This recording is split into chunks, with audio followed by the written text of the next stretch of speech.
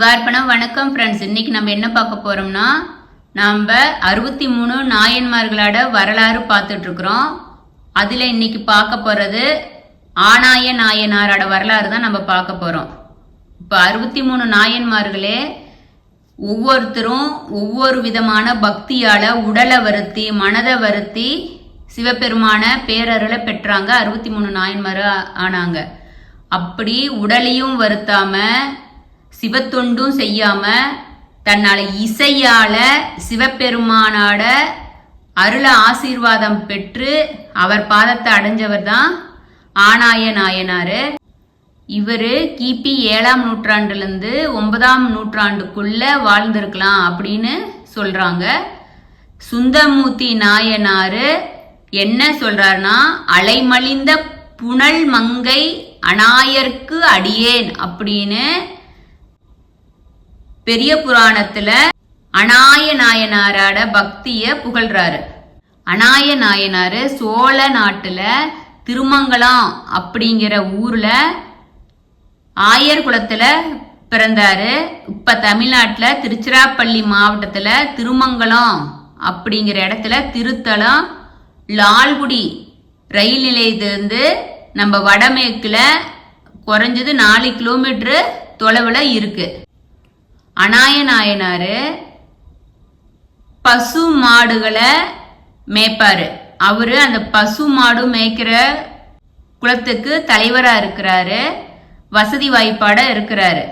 அவரு காலையில் எந்திரிச்சா பசு மாடுகளை காட்டுக்கு ஓட்டிக்கிட்டு போய் மேய வச்சு கூட்டிக்கிட்டு வருவாரு. அவரு இப்படி பசு மாடு மேய்ச்சாலும் சிவ சிந்தையோட இருப்பாரு. அவர் என்ன பண்ணுவாரு, பசுமாடு மேய்க்க போகும்போது அவர் ஒரு புல்லாங்குழல் எடுத்துட்டு போயிடுவாரு. புல்லாங்குழல் வாசிப்பாரு. அந்த புல்லாங்குழல் வாசிக்கும் போது நமச்சிவாயான்னு அந்த பஞ்சாட்சரத்தை அந்த புல்லாங்குழலை இசையாட வாசிப்பாரு. அநாயர் என்ன பண்ணுவாரு, சிவபெருமான தன்னோட முழு முதற் கடவுளா மனசார ஏத்துக்கிட்டு தினமும் காலையில் எந்திரிச்சு குளிச்சு சிவபெருமான வணங்கி திருநீர் நெத்தியில பூசிக்கிட்டு அவரோட குலத்தொழிலான மாடுகளை மேய்க்கிற வேலைக்கு கிளம்பி போயிடுவாரு. இப்படியே ரெகுலரா மாடு மேய்க்க கூட்டிக்கிட்டு போய் பசு மாடுக நல்லா மேய்ஞ்சிட்டு தூரம் எங்கேயும் போகாது. ஏன்னா இவரோட இசை கேட்கிற இடத்துல அது காது கேட்கிற வரைக்கும் போகும். நல்லா மேய்ஞ்சதையும் அவரோட இசைச்சுக்கிட்டு இருக்கிற இடத்துல புல்லாங்குழு ஊதுற இடத்துல அந்த மாடுங்க வந்துடும். அவர் மறுபடியும் அவர் வீட்டுக்கு போகும்போது கூட போயிடும். அவர் ஒரு இடத்துல போய் மாட்டை விட்டுட்டாருன்னா அவர் தன்னையே மறந்து சிவபெருமான் மேல பஞ்சாட்சர மந்திரத்தை புல்லாங்குழல் ஊதிக்கிட்டே இருப்பாரு. அது மாதிரி அவர் அப்படி பண்ணிட்டு இருக்கும்போது நல்ல மழைக்காலம், நல்ல முல்லை நிலத்துக்கு பசுமாடுகளை ஓட்டிக்கிட்டு போறாரு. ஓட்டிக்கிட்டு போகும்போது பசுமாடுகள்லாம் மேய போகுது. இப்படி அவர் போற சமயத்துல அந்த ரெகுலரா போற இடத்துக்கு போகும்போது பூவெல்லாம் பூத்து குலுங்குது மரத்துல. அவருக்கு எதிர ஒரு பெரிய கொன்றை மலர் மரத்துல இருந்து கொன்றை மலர் சரசரமா பூத்து குலுங்குது, அப்படியே தொங்குது. அந்த மஞ்சள் கலர் பூவு பூத்து குலுங்கிறத பார்த்ததையும் அந்த கொன்றை மரத்துக்கடியில போய் நிக்கிறாரு. அவரு தன்னையே மறந்துடுறாரு. மறந்துட்டு அந்த கொன்றை மலர்களை சிவபெருமானா அவர் கண்ணுக்கு காட்சி தர்றாரு. அந்த கொன்றை மலர்களையும் கொன்றை மரத்துக்கடியில நின்னுகிட்டு அவர் புல்லாங்குழலால சிவபெருமானோட பஞ்சாட்சர மந்திரத்தையும் சிவநாமத்தை அப்படியே மனம் உருகி வாசிக்கிறாரு. மாடு மேய போன மாடெல்லாம் அவரோட இசைய கேட்டு மேயாத அவரை தேடி வந்துருது. பால் குடிக்கிறதுக்காக கண்ணுக்குட்டி பாலை குடிக்க போனது அந்த இசையால பாலை குடிக்காத தாயும் கண்ணும் இவரை தேடி வந்துருது.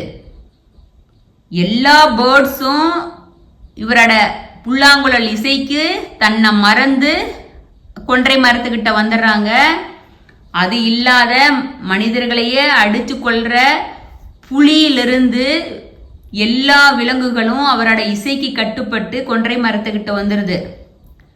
இது இல்லாத அப்படியே தேவலோகத்துக்கு போகுது. அவரோட இசை காணும் கேக்குது. அங்க தேவர்களும் தேவமங்கிகளும் அந்த இசைக்கு மயங்கி கொன்றை மலர்த்துக்கிட்டு இங்க வந்துடுறாங்க, பூலோகம் வந்துடுறாங்க. கைலாயத்துல சிவபெருமான் திரு செவிக்கு ஆனாயராட இசை ஒளி கேக்குது.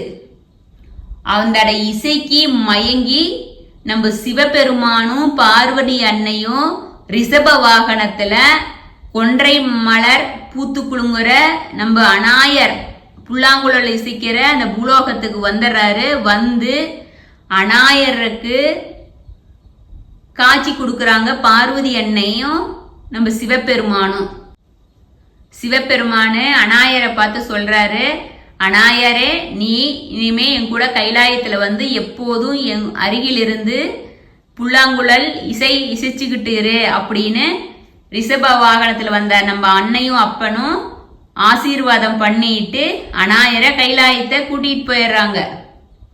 இத பார்த்து தேவர்களும் முனிவர்களும் பூத்தூவி வாழ்த்து சொல்றாங்க. எல்லாரும் சிவபெருமானோட ஆசீர்வாதத்தையும் பெறுறாங்க.